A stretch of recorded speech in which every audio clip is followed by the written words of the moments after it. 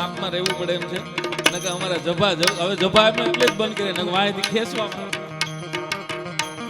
એટલે મેં T shirt પહેરવા મળ્યા કારણ કે વાંયથી જભો હોય તો ખેંચવામાં આવે હવે માપે બીજા કલાકારો બાકી છે પણ મિત્રો મારે જે એક બે વાત કરવી છે એવા ઠેકાણે બેઠા છે એવા ટાણે બેઠા છે બધા કલાકારોની હાજરી છે અહીંયા ભાઈ રાજભાઈ કીધું એમ કલા અહીંયા ઓડિયન્સ કરતા વધારે તો કલાકારો છે એવું ઠેકાણું છે એટલે વાત કરી દઉં સાહેબ કલા જગતનો કોઈ પણ માણસ હોય ચાહે મંજીરા વગાડતો હોય ત્યાંથી લઈ અને આખા વર્લ્ડનો ટોપ 10 હોય કલાકાર જે હોય ને જેનામાં કલા હોય ને એ ગાંધર્વ છે બાપુ ગાંધર્વ છે તમે જુઓ અટાણે ઘણી વાર હાલે છે કલાકારોને માફી મગાવો ને કલાકારોને વિડિયા ને કલાકારો આમ ને ઓલું આમ ને એના મારે અહીંથી સંદેશો દેવો છે કલાકારના આંગણેથી કે તમે કોઈ ગાંધર્વ એટલે શું ખબર ભગવાન શિવનું પ્રિય જો કોઈ ગણ હોય તો ગાંધર્વ છે જ્યારે જ્યારે ધરતીની માથે ધર્મનો ક્ષય લઈને ક્ષય ધર્મ પાતળો પડવા મળે ને ત્યારે ધર્મને પાછો લઈ આવવા માટે ભગવાને ગાંધર્વની રચના કરી છે અને ગાંધર્વોને કીધા છે પુષ્પદંત નામનો ગાંધર્વને કોઈક વાંચો શિવપુરાણને વાંચો વેદવ્યાસજીને વાંચો તો એમાં લખ્યું છે પુષ્પદંતને ભગવાને આજ્ઞા કરેલી કે પુષ્પદંત તારે જઈ અને ઠેક ઠેકાણે જઈ અને ધર્મનો પ્રચાર કરવાનો છે એમ કલા જગતનો કોઈ પણ જીવ છે ને એ ધર્મનો પ્રચારક છે તમે એમ માનો છો કે એને આમ કરીને દબાવી તમારી પેઢીયું સાફ થઈ જાય કોક દી વાહે તપાસ કરજો સાહેબ પેઢીયું સાફ થઈ જાય કારણ કે શિવને દુઃખ લાગે કોઈ કલાકારને કોઈ હેરાન કરવા માંગે ને એટલે સીધો અસર ભગવાન ભોળાનાથના દોષમાં આવે છે પછી ગમે એટલા અભિષેક કરો અને તમે કલાકારની પાસે વિડીયો બનાવો ને ભગવાન શિવ કોઈ દી ન મૂકે ઈ કલાકાર કારણ કે કલાકાર કોણ થઈ શકે ખબર હૃદયથી બહુ કોમળ હોય અંદરથી બહુ હૃદયથી કોમળ હોય દુનિયાના પાપ ભર્યા હોય ને કોઈ દી જગતના ચોકમાં સાચું બોલી ન શકે સાહેબ એનાથી બોલાય નહીં અહીંયા તો જે આવ્યું નથી ગયું નથી સત્ય વાતો કરવા વાળા છે એવું જ આ આંગણું છે ને એવા ઠેકાણે બેઠા છે એટલે બધા યુવાનોની ખાસ ફરમાઈશ છે બધાની આશય છે પણ હમણાં જ હું હમણાં જ કહેતો હતો મેં કીધું છપાખરું છે ને એ આનંદ માટે બધી વાત સાચી છે પણ છપાખરું કોઈ સાહિત્યનો મેન પાર્ટ નથી હો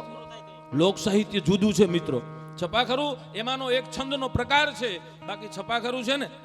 એ ગાવાનું બાપુ એની રીત કેવી ખબર હાંદા તોણી જા બાંજર વાળ હાક લેતી બાંગ છૂટા બાંગ બોલી ગામડા મથી હાક બાંગ જટા સિંહ જંબુ જાળા બચુ કાપે લાંગ જાણે ઘટાય આસમાન કે ના ફૂટા જમી વાળા તાક જાળા વાળા ત્રેગ વાળા પ્રલે ગાળા વેર જાયગા પાંડ વાળા રંગા ગાળા રગ તાળા પૂર તાતો ભોજાળા ઉઠાળા વાહે વાદલારા નોર પાડે પાડે તાળી બંદુકારી વાગા રાણ તુર આ ઓરિજિનલ એનો ઠાઠ છે પણ સંગીતમાં આવ્યું ને એટલે કેવું લાગે ખબર આપણે વરાજાને માટે છપાખરું કહીએ તો બળદેવ બાપુ નરે લાગીએ છે પંજા નાગતો આવ્યો સિંહ ડાલા મથો કાળ જાળ ટાટાળો હાલ્યો જતો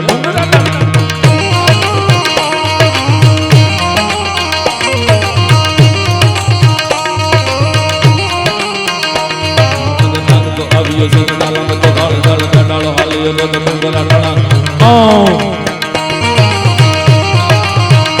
આ ગીરા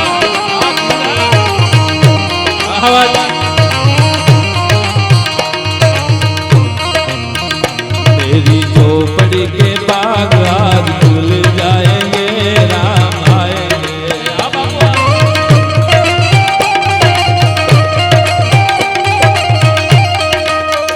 मेरी झोपड़ी के बाग आज खुल जाएंगे राम आएंगे जय श्री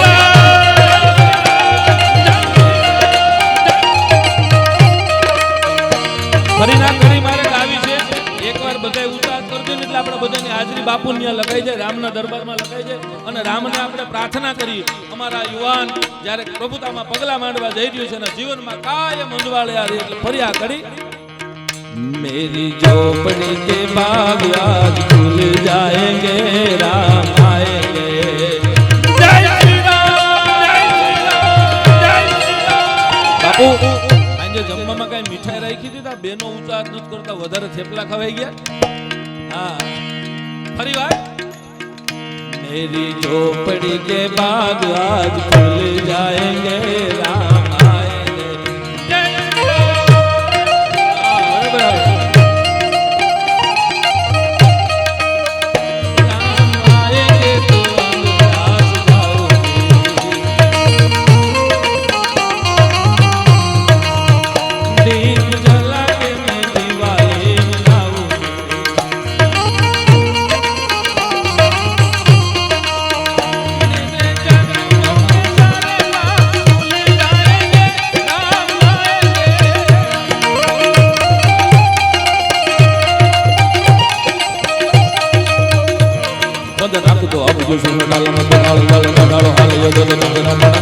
બહુરી જટાળો હતી ગોડુ વાળો બાપુ વાળો ડાળે નસા મોટે ડાળો કરું તો હુકા